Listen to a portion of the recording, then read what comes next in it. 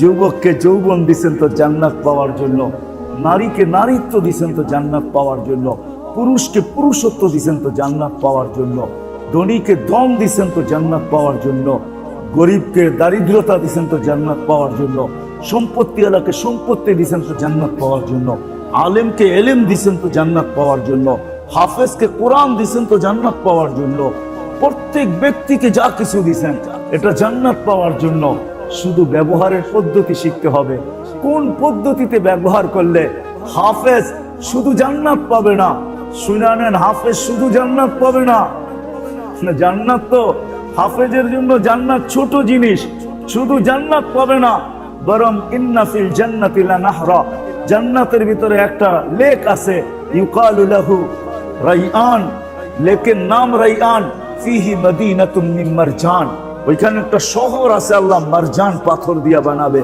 লাহু ৭০ আলফা বাবান, ওই জান্নাতে ঢুকার আগে ৭০,০০০ তোরণ থাকবে, তোরণ গেট থাকবে।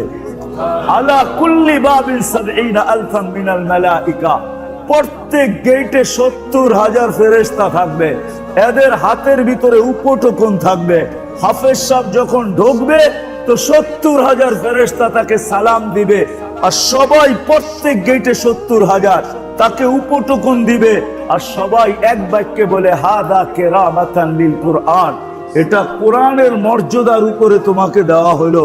শেষ গেট যখন অতিক্রম করবে ৪৯০ কোটি ফেরেশতা তাকে সালাম দিবে এবং উপটোকন দিবে, তারপরে সে তার শহরে ঢুকবে। বলবেন ছেলে পাবে, আমরা কি পাবো? মা বাবাও পাইতে থাকবে, কুল্লামা ইয়াদখুলু ওয়া ইয়াখরুজ, মা বাবাও যখন যাবে আর বাহির হবে ফেরেশতারা সালাম দিবে, এদেরকে পুরস্কার দিবে মা বাবাকেও। মোট কথা যাকে যা দিছে, রাত্র দিছে তো জান্নাত পাওয়ার জন্য, দিন দিছে তো জান্নাত পাওয়ার জন্য, সকাল দিছেন তো জান্নাত পাওয়ার জন্য, দুপুর দিছেন তো জান্নাত পাওয়ার জন্য, বিকাল দিছেন তো জান্নাত পাওয়ার জন্য, সন্ধ্যা দিছেন তো জান্নাত পাওয়ার জন্য। প্রত্যেককে যা দিছেন, সুস্থতা দিছেন তো জান্নাত পাওয়ার জন্য, এমনকি যদি অসুস্থতাও দিয়া থাকেন তো জান্নাত পাওয়ার জন্য দিছেন, নাইলে হাদিসে এই কথা আসতো না। ইত্তেহাফাতুস সুন্নিয়া ফি আহাদিসিল কুদসিয়া, এই কিতাবের ভিতরে আছে আমিনুল মারিদি তাসবিহুন, অসুস্থ ব্যক্তি যখন আহ করতে থাকে তো সুবহানাল্লাহর সওয়াব পাইতে থাকে, সিয়াহাতুহু তাহলিলুন, যখন চিৎকার দিতে থাকে অসুস্থতার কারণে তো লা ইলাহা ইল্লাল্লাহর সওয়াব পাইতে থাকে, তাকাল্লুবুহু মিন যামবিন ইলা যামবিন, যখন বিছনায় পড়ে এপাশ ওপাশ করতে থাকে তো শত্রুর মোকাবেলায় লড়ার সওয়াব পাইতে থাকে। আর আল্লাহ ফেরেশতাকে বলতে থাকে উকতুব আমালাল্লাযী কানা ইয়ামালু ফিস সিহহা, সুস্থ অবস্থায় যে আমলগুলা করতো এগুলার সওয়াব তোমরা লিখতে থাকো। ফেরেশতা জিজ্ঞাসা করে আল্লাহ চিতয়ে পড়ে আছে, সওয়াব লিখবো তো লিখবো কেন? আল্লাহ বলে অসুস্থতা আমার পক্ষ থেকে, বান্দা কোনোদিন অসুস্থ হইতে চায় না, এটা তার পক্ষ থেকে না আমার পক্ষ থেকে। সুস্থ হইলে অবশ্যই আমল করত, বিদায় তাকে বঞ্চিত করা যায় না, লিখতে থাকো। যদি সুস্থ হয়ে যায় তো এরকম সুস্থ হয় এরকম নিষ্পাপ হয় কায়াউমিন ওয়ালাদাতু উম্মু, তার মা যেন তাকে এই মুহূর্তে জন্ম দিল। আর যদি ওই রোগে মারা যায় তাহলে হাদিসে পাওয়া যায় তার সমস্ত গুনাহ মাফ হয়ে নিষ্পাপ হয়ে আল্লাহর কাছে চলে আসে।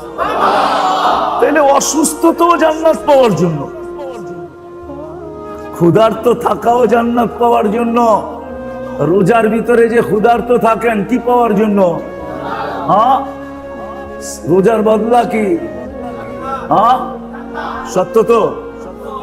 আবার পেট ভরে খাওয়াও, ইফতারের থেকে শুরু করেন সেহরি পর্যন্ত খাইতেই থাকি, এটাও কিসের জন্য? জান্নাতের জন্য।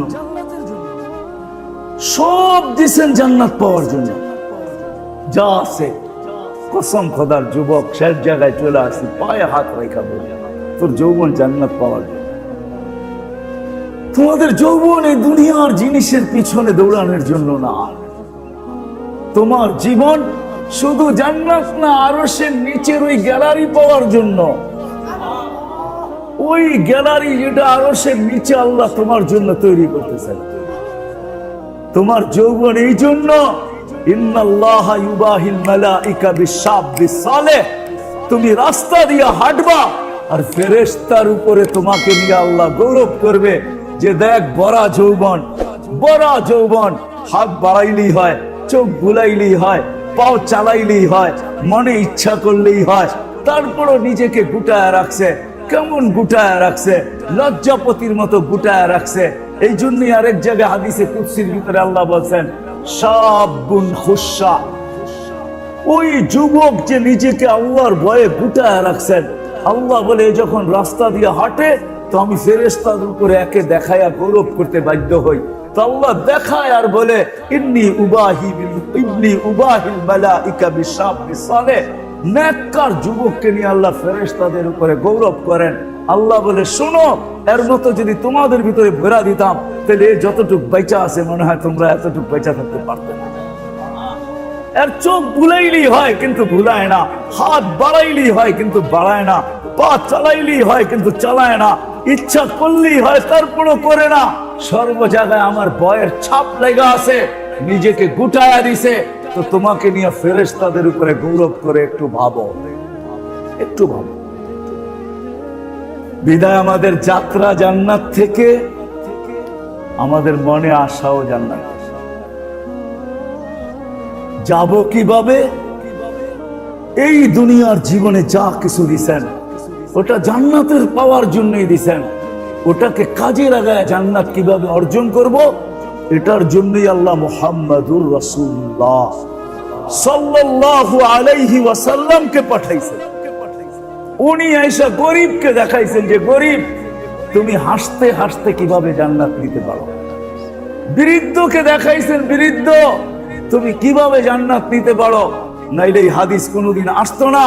বৃদ্ধ যখন শেষ রাত্রে ওঠে, উজু করুক আর না করুক, মুসল্লায় বসুক আর না বসুক, যদি ওইখানে বাড়াই বিছনার ভিতরে বসে হাত উঠায় বলে দেয়, হাত উঠায় যদি বলে যে আল্লাহ, হাত উঠায় যদি বলে আল্লাহ সবকিছু হারায় ফেলছি, এখন আর কিছু নাই, বৃদ্ধ হয়ে গেছি, কিছুই নাই, সব জায়গার থেকে বঞ্চিত, শেষমেশ তোমার কাছে হাত তুললাম, তুমি আমাকে খালি হাতে ফিরত দিও না। এতটুকু বলতে দেরি, আল্লাহ তাকে নিষ্পাপ বানাইতে দেরি করে। আল্লাহ তার গুনাহ মাফ করতে দেরি করেন না, তওবা করতে দেরি। আত-তাইবু মিনাজ যামবি কামান লা যামবা লা। কোনো গুনাহ তার থাকে না, কোনো গুনাহ তার থাকে না।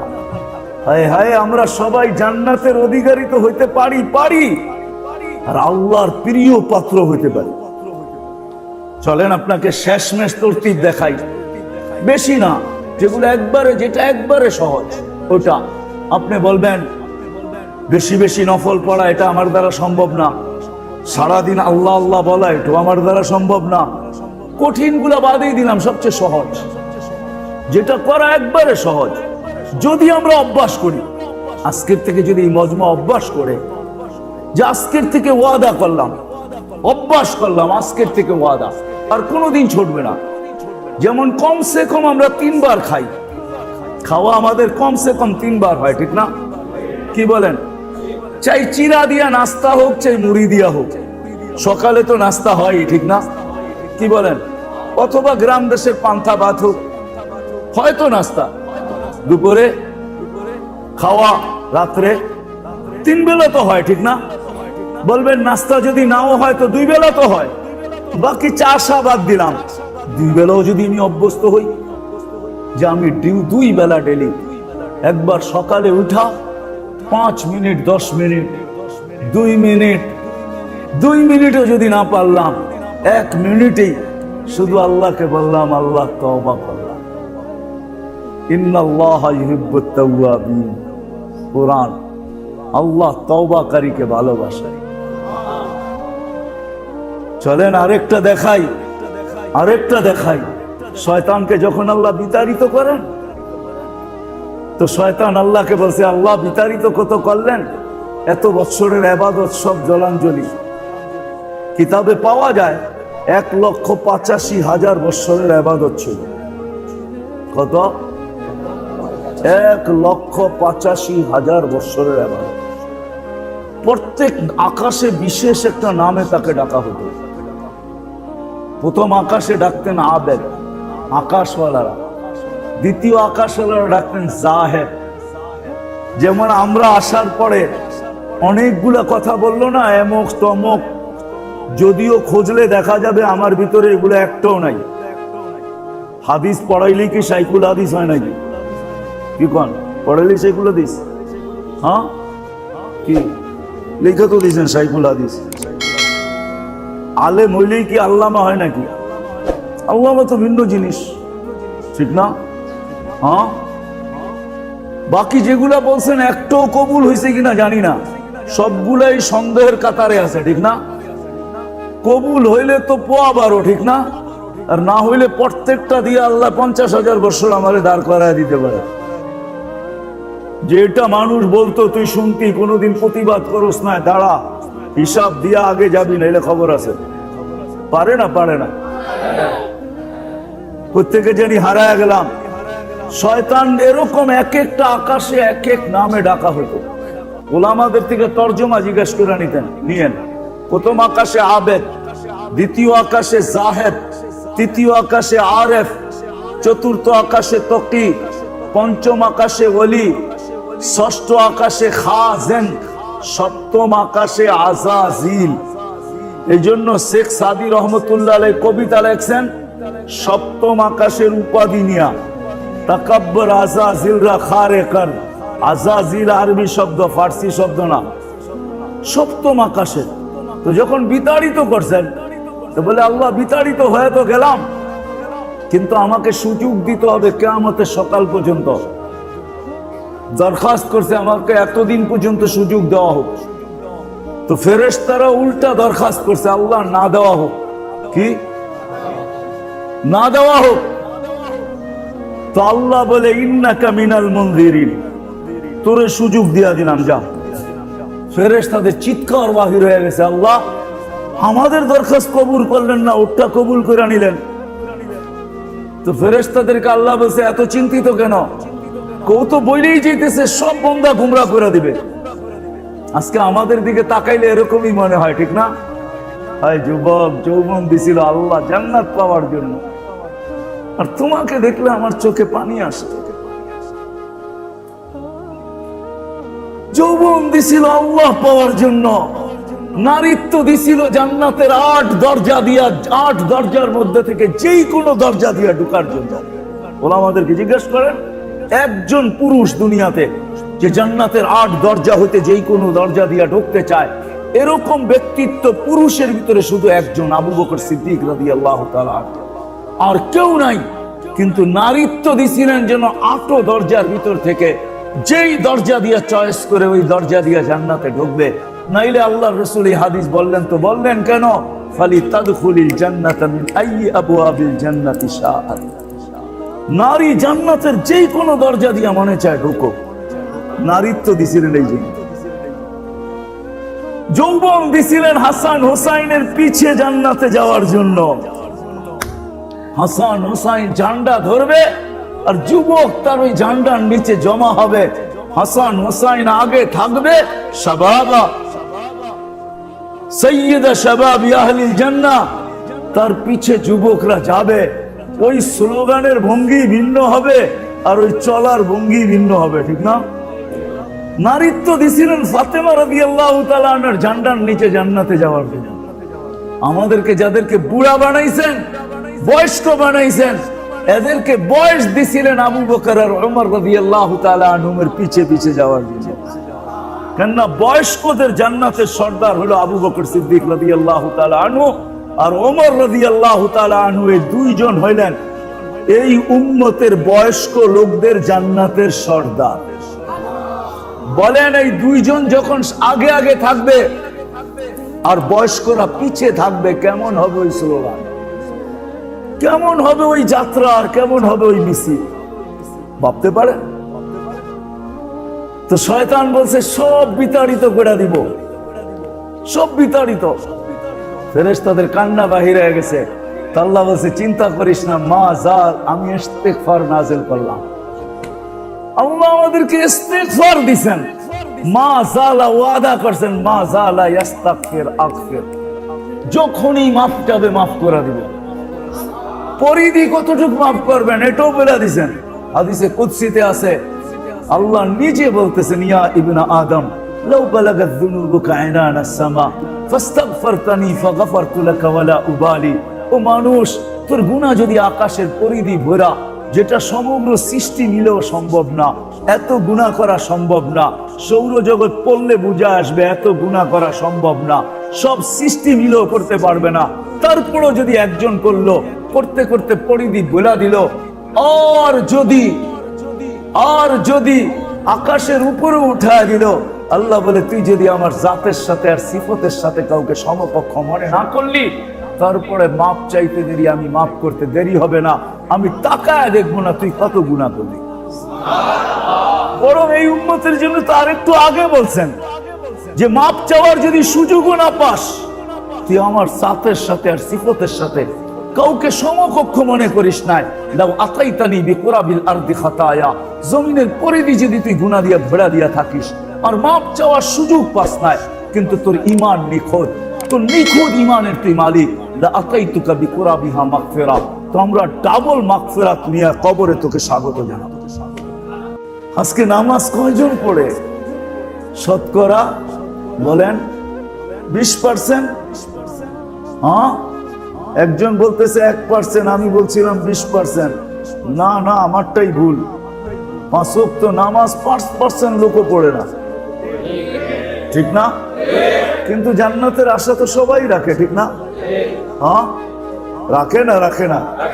হ্যাঁ, অথচ আল্লাহর রাসূল বলছিলেন নামাজ শুধু নামাজ না, সমস্ত জীবনটা গ্রহণযোগ্যতার একমাত্র যদি কোনো আমল থাকে সেটা হলো নামাজ।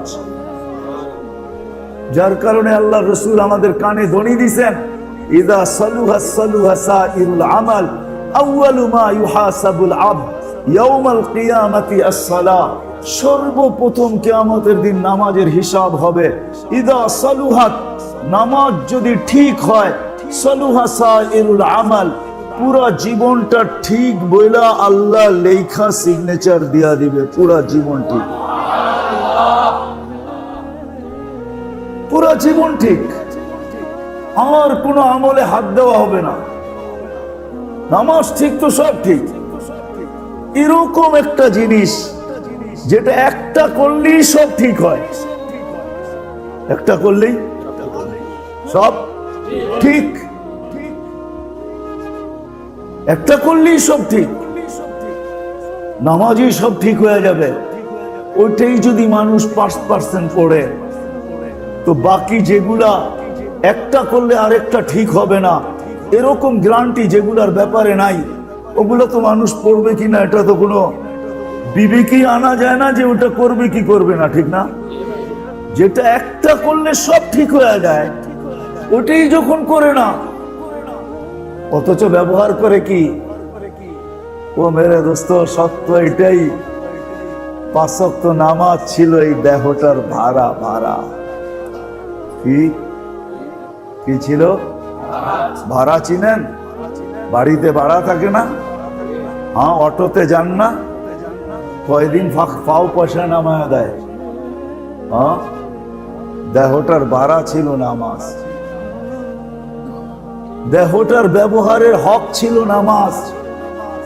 না নারী পড়ে, না পুরুষ পড়ে, না যুবক পড়ে, না বৃদ্ধ পড়ে। আজান হয়, চায়ের দোকানে বসা থাকে, আজান হয়, চায়ের দোকানে বসা বসা খবর দেখতে থাকে।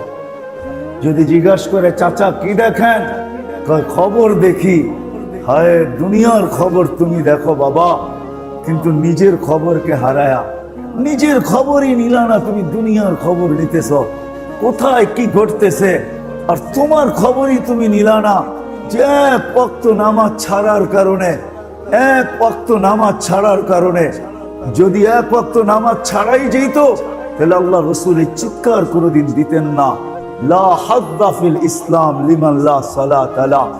ইসলামে তার কোনো অধিকার নাই যে নামাজ ছাড়ে। বাইনাল কুফরি ওয়াল ইসলামে তারকুস সালাহ, ইসলাম আর কুফরের মধ্যে সীমান্ত হলো নামাজ ছাড়া। তাহলে কোনোদিন নামাজ ছাড়তো না। এতটুকুই তো শেষ না। সুখের জীবন চাই আমরা সবাই, সুখের জীবন, অথচ ওয়াদা ছিল নামাজে 20টা পুরস্কার আছে দুনিয়াতে, 20টা। কয়টা? সবচেয়ে বড় যে সমাধান নামাজে ছিল ওটা ছিল রিজিকের সমাধান, ওটা নামাজের ভিতরে রাখা ছিল। নাহলে আল্লাহ নবীজিকে বলতেন না, ওয়াহমুর আহলাকা বিসসালাত ওয়াসতাবির আলাইহা লা নাসআলুকা রিজকান নাহনু নারযুকুকা ওয়াল আকিবাতু লিত্তাকওয়া। আপনি নামাজ পড়তে বলেন, আপনার সমস্যার, দুনিয়ার সমস্যার সমাধান আমরা করব। কয়জন নামাজ পড়ে? যদি নামাজ ছাড়তে পারতাম, যে আমাকে কেউ ডাকে নাই, আমার মনে ছিল না, আমি বেখেয়াল ছিলাম, তো আল্লাহ নিজে দায়িত্ব নিয়ে ডেলি 5 বার আমাদেরকে ডাকেন। কয়বার? কে ডাকে? ডাকে না ডাকে না? হ্যাঁ, কি দিয়া ডাকে? লাউড স্পিকার দিয়া ডাকে। এক সময় তো ছিল যে মুখের আওয়াজ দিয়া ডাকতো, এখন তো লাউড স্পিকার দিয়া ডাকে, ঠিক না? আমরা তো অভিযোগও করি যে ফজরের সময় এত লাউড স্পিকার আমার ঘুমকে ক্ষতি করে। নাউজুবিল্লাহ পরে বাদ দেন, নাউজুবিল্লাহ বাদ রাখেন, এখন আল্লাহ তো লাউড স্পিকার দিয়ে ডাকে, আর বইলা কয়া ডাকে যে আমি ফজরের সময় তোমাকে ডাকি কেন? আসসালাতু খায়রুম মিনান নাওম। তুমি ভাবছো ঘুমাইলে বুঝি রিল্যাক্স হবে, ঘুমাইলে বুঝি শরীরটা চাঙ্গা হবে, ঘুমাইলে বুঝি শরীরটা ভালো থাকবে? না না না, নামাজ পড়তে আসো, নামাজ যা তুমি চাও তাও আছে। আর তোমার জন্য সর্বক্ষেত্রে সবচেয়ে উত্তম হলো ফজরের নামাজ। যদি উত্তম না হইতো তাইলে কোনোদিন মনীষীরা এই কথা লেখতেন না, সুবা কি হাওয়া লাখো রুপিয়া কি দাওয়া। সকালের বাতাস লাখো টাকার ওষুধের চেয়ে বেশি দামি শরীরে যখন সকালের বাতাস লাগে। সকালের বাতাস লাখো টাকার চেয়ে ওষুধের চেয়েও দামি। আল্লাহ বইলা ডাকতেছে, এমন না যে না বইলা ডাকতেছে। আসসালাতু খায়রুম মিনান নাওম, কি বলছেন বলেন? এটার মিনিংস কি, অর্থ কি? ঘুম হইতে নামাজ উত্তম। কোন দিক দিয়ে উত্তম? সর্বদিক দিয়া উত্তম। কোন দিক দিয়া? সর্বদিক দিয়া উত্তম। এরকম কোন দিক নাই যে দিক দিয়া উত্তম হবে না। আপনি নেন, আমি দেখাই আপনাকে কিতাব দিয়া, একটা উঠান যে এই দিক দিয়ে উত্তম হবে কিনা। কিতাবে লেখা আছে কত দিক দিয়ে উত্তম হবে। শারীরিক দিয়া বলো তাও উত্তম, শারীরিক দিক দিয়া বলো তাও উত্তম, কামাই রুজির দিক দিয়া বলো তাও উত্তম, সর্বদিক দিয়ে উত্তম। পোড়া দেখতে পারি না তো, যেরকম পড়তে হয় ওরকম পোড়া দেখতে হয়। ডাক্তার ডোজ যতটুক দেয় অতটুক খাওয়ার পরে আশা করা যায় আমি আরোগ্য হব। কিন্তু আপনি যদি বললেন যে ডাক্তার ওষুধ দেওয়ার কাম দিছে, আমার দরকার কিনার, আমি কিনছি, এখন আমার মন মতো খাবো, ঠিক না? কি বলেন? তাহলে কি হবে? সব এরকম। তো যেটা বুঝাইতেছিলাম যে আল্লাহ নিজে ডাইকা নেওয়ার দায়িত্ব নিলেন, তাও আমাদের মতো এই উম্মতকে, আর কোনো উম্মতকে না। আমাদের জন্য আল্লাহ আমাদেরকে ডাইকা নেওয়ার দায়িত্ব নেন নাই, আমাদের নবীজির কারণে দায়িত্ব নিছে। আমাদের নবীজির সাথে আল্লাহর বন্ধুত্ব ছিল, হাবিব, হাবিবের কারণে, বন্ধুর কারণে। কেননা সারাদিন বন্ধুর একই চিন্তা ছিল, উম্মত উম্মত উম্মত উম্মত উম্মত। যদি উম্মত সারাদিনে একবারও নবী বলে, একবারও বলেন, এখানে যারা বসে আছি আমরা, যুবক হোক আর বৃদ্ধ হোক, হাত উঠায় বলেন যে ডেলি আপনি কতবার দুরূদ পড়েন? কতবার পড়েন? হ্যাঁ, চলেন একটা সংখ্যাই ঠিক, ডেলি 200 বার কয়জনে পড়ি? 2-4-10টা হাত উঠবে। অথচ আমরা এটাও বিশ্বাস করি যে আল্লাহর রহমত ছাড়া এক কদম চলার ক্ষমতা আমাদের নাই। এক কদম চলার ক্ষমতা আমাদের, সত্য তো মানেন? ইমানের অংশ এটা। এক কদম আমরা চলতে পারবো না রহমত ছাড়া।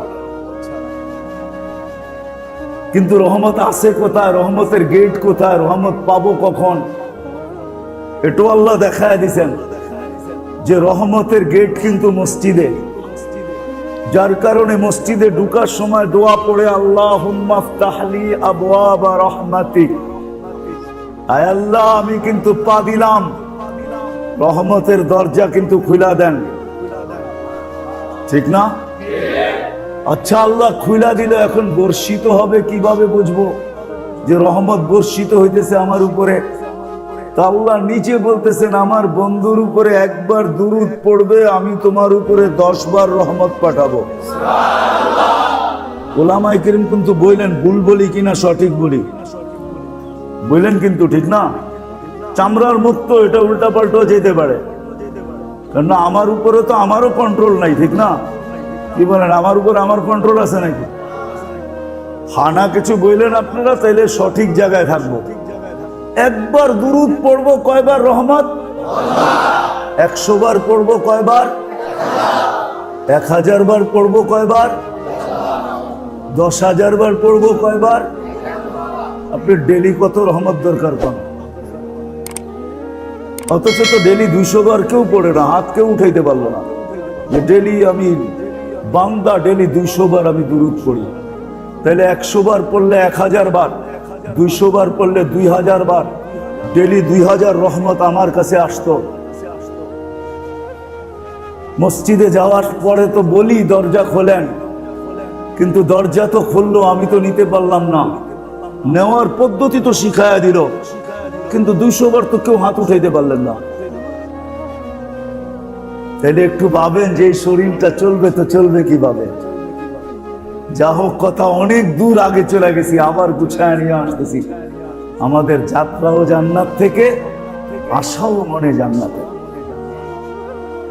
কিন্তু জান্নাতে পৌঁছবো কিভাবে? যেইখানে পৌঁছলে আমার সমস্ত আশা পুরা হবে, কোনো আশা অপূরণ থাকবে না। যুবক, সত্য এটাই।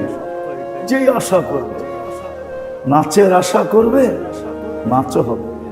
গানের আশা করবে, গানও হবে। ডিস্কুর আশা করবে, ডিস্কো হবে। ওইখানে ডিস্কো, পবিত্র ডিস্কো হবে, অপবিত্র ডিস্কো না, পবিত্র। তোমার জান্নাতে যাদেরকে দিবে, হায় হায় হায়। এই জন্য হাদিসে আছে জান্নাতে সৈকতও রাখা আছে। সৈকত চিনেন? কুয়াকাটা আর যেরকম কক্সবাজার 2টা সৈকত, জান্নাতেও সৈকত রাখা আছে। সৈকতে যায় যুবকরা যা ভাবে, ওই সৈকতে তাও রাখা আছে। আল্লাহর রাসূল দেখা আয়েশা বলছেন, এই জন্যই জান্নাতীরা সকালে একবার সৈকতে যাবে, বিকালে একবার যাবে। ফেরেশতাদেরকে বলবে ইনতালিকু বিনা ইলা বাইদাজ, আবার বিকালে বলবে ইনতালিকু বিনা ইলা বাইদাখ, বাইদাজে লয়া যাও, বাইদাখে লয়া যাও। ওইখানে আল্লাহ বানায় বানায় রেখা দিছেন। আল্লাহর রাসূল যাদের রূপ বলছে, হাঁটু পর্যন্ত বানাইছেন মুস্ক দ্বারা, কমর পর্যন্ত বানাইছেন আম্বার দ্বারা, কাঠ পর্যন্ত বানাইছেন জাফরান দ্বারা, উপরটা বানাইছেন কাফুর দ্বারা। আল্লাহর রাসূল বলছে, লাউ বাজাগা সাবাতি আবহুর লাসারা আজবা, 7 সমুদ্রে থুতু দিলে পানিগুলা মধুর মতো মিষ্টি হবে। এইবার যুবক একটু চোখ বন্ধ করে ভাবো তো, যে ওই ঠোঁটে ঠোঁট লাগাইলে কেমন মজা হবে। কিসের পিছে পড়ে হারাইতেছো তুমি? যার একটা চুল আকাশের নিচে লড়াইয়া দিলে সমস্ত জগৎটা সুদরানে মোহিত হয়ে যাবে।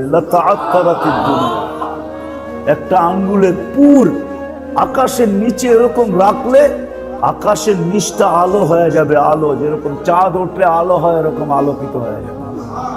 লাউ কাশাফা সাকাইহি লাগাবা দাউ শামস, পাও খুলে দিলে সূর্য চিরদিনের জন্য আলো হারায় ফেলে।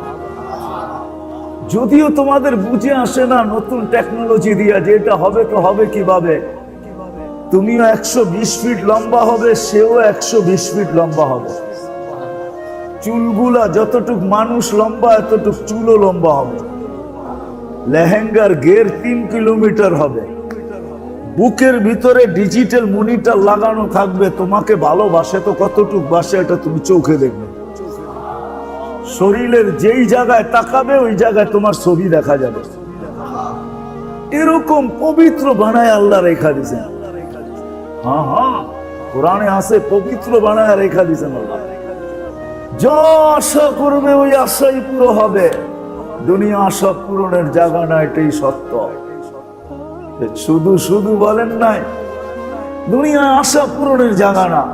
যে আশা দিলে জায়গা দিছি, চলেন ওইদিকে যাই, ওইটা পাবো তো পাবো কি করে? যে জান্নাতের আশা, যেখান থেকে যাত্রা, যেখানের আশা মনে, ওই জান্নাত কি করে পাবো? প্রত্যেক ব্যক্তি সহজভাবে কিভাবে পাবে? নারী সহজে কিভাবে পাবে?